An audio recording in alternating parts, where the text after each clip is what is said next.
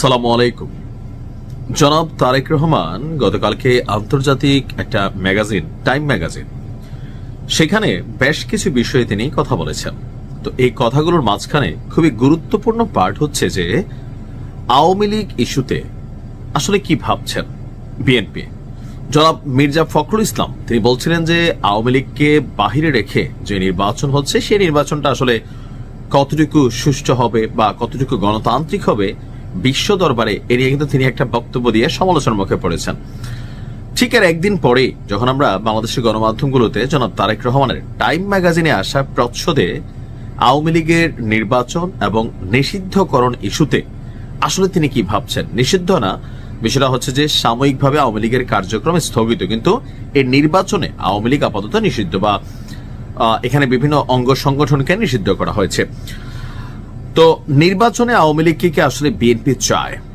প্রশ্ন ছিল এরকম যে নির্বাচনে আওয়ামী লীগকে বাইরে রাখার বিষয়ে জনাব তারেক রহমানের মন্তব্য কি, যেহেতু নির্বাচনের টাইম এই মুহূর্তে এখনো বাংলাদেশের আওয়ামী লীগ ঘরানার পরিবারের বাহিরে অনেকেই আওয়ামী লীগের প্রতি ক্ষুব্ধ, বিরক্ত বা খুব বেশি সময় হয় নাই, একটা সরকার ক্ষমতায় আসলে এটা আবার বদলাই যাবে, কিন্তু রাইট নাও আওয়ামী লীগকে নির্বাচনে চায় বা আওয়ামী লীগকে নির্বাচনে রাখা উচিত, এই ধরনের বক্তব্য দিলে বিপদে পড়তে হবে বিএনপিকে। আর যার কারণে এই বিষয়টাতে তিনি নীতিগতভাবে আপনার কোনো মন্তব্য করেননি। তবে নিষিদ্ধের ব্যাপারে দল হিসেবে বাংলাদেশ আওয়ামী লীগকে নিষিদ্ধের ব্যাপারে তিনি বলছেন যে নীতিগতভাবে বিএনপি কোনো দল নিষিদ্ধ করার পক্ষে নন, অর্থাৎ বিএনপি চায় না এদেশের রাজনৈতিকভাবে কোনো একটি দল নিষিদ্ধ হয়ে যাক।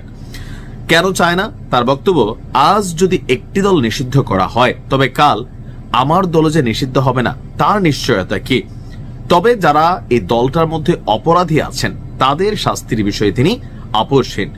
এটা একটা কালচার। যেমন ধরেন আওয়ামী লীগ সরকার এসে জামাতের রাজনীতি নিষিদ্ধ করে দিছে, তাদের নিবন্ধন বন্ধ করে দিছে, মার্কা এটা সরাই দিছিল।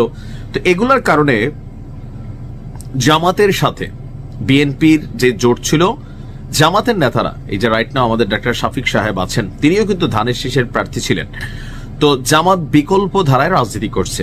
জামাতকে কিন্তু আওয়ামী লীগ নিষিদ্ধ করার পরেও জামাতের জনপ্রিয়তা আসলে কমে নাই। জামাত তাদের যে গতানুগতিক ধারার 5 থেকে 7% ভোটার ঘরানার যে অবস্থানে ছিল, তো নিষিদ্ধের ফলে ভিতরে ভিতরে এই দলটা নিজেদেরকে শক্তিশালী করেছে, তারপর হচ্ছে যে সাংগঠনিকভাবে দক্ষ হয়েছে, পাশাপাশি আওয়ামী লীগের মধ্যে মিশে যেতে পেরেছে। যখন 5ই আগস্ট পরবর্তী বাংলাদেশ আমরা দেখলাম, তো সেখানে দেখলাম আওয়ামী লীগের অনেক কি পয়েন্টে ছাত্রলীগ, যুবলীগ, আওয়ামী লীগের মধ্যে অনেক জামাতের নেতাকর্মী অনুপ্রবেশ করেছিল। আর এজ এ রেজাল্ট এগুলার একটা দায়ভার আওয়ামী লীগকে বহন করতে হয়েছে যে ভেতরের খবরগুলা বাহিরে চলে আসতো।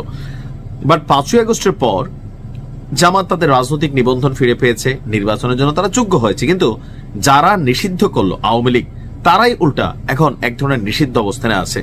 তো তারেক রহমানের যে বক্তব্য সেটার বিষয়টা হচ্ছে যে আজকে যদি আওয়ামী লীগকে নিষিদ্ধের পক্ষে বিএনপি কথা বলে, বিএনপিকে তারা আওয়ামী লীগ তখন নিষিদ্ধ করে নাই, বাট দলটাকে ভাঙার চেষ্টা করেছে, অনেক ধরনের জুলুম হয়েছে, এটা তো বাস্তব। রাজনৈতিক সমাবেশগুলোকে ওইভাবে আসলে করার সুযোগ হয় নাই, যতটুকু হয়েছে সেখানেও কোনো রকম আশঙ্কা দেখলে সরকারের পক্ষ থেকে নানান ধরনের প্রেশার ক্রিয়েট করা হতো।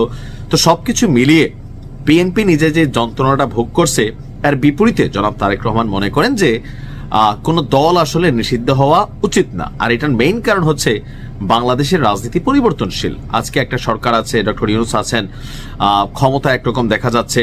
5ই আগস্ট বা জুলাইয়ের আগে কল্পনা কেউ করে নাই যে এরকম পরিবর্তন হবে, তো হয়ে গেছে। তো সেই জায়গা থেকে জনাব তারেক রহমান মনে করেন যে আজকে যদি এরকম কোন সিদ্ধান্ত বিএনপি দেয়, সাপোর্ট করে, তো আগামীকালকে, কারণ বাংলাদেশের সিস্টেমটা কি, যিনি সরকারে থাকেন আদালত আমরা জানি স্বাধীন একটা প্রতিষ্ঠান, আন্তর্জাতিক অপরাধ ট্রাইব্যুনাল স্বাধীন প্রতিষ্ঠান, কিন্তু টেকনিক্যালি এখানে সরকারিভাবে একটা মিনিমাম লেভেলের একটা কানেক্টিভিটি থাকে, এটা অতীতে বিভিন্ন সময় দেখা গিয়েছে। তো এই জন্য তিনি মনে করছেন যে আওয়ামী লীগের নিষিদ্ধের ব্যাপারে এখন কোনো সিদ্ধান্ত দিলে বা অবস্থান নিলে ভবিষ্যতে তাদের ব্যাপারে হয়তোবা কোনো সময় ক্ষমতায় আসলে আওয়ামী লীগ দল হিসাবে বিএনপিকে ব্যান করে দিবেন। আর এর পাশাপাশি নীতিগতভাবে তিনি এটা মনে করেন না, কারণ জামাত নিষিদ্ধ হবার পরেও জামাতকে আশ্রয় দিয়েছিল তৎকালীন প্রেক্ষাপটে বিএনপি, আর বিএনপির সাথে জোট করার কারণে জামাত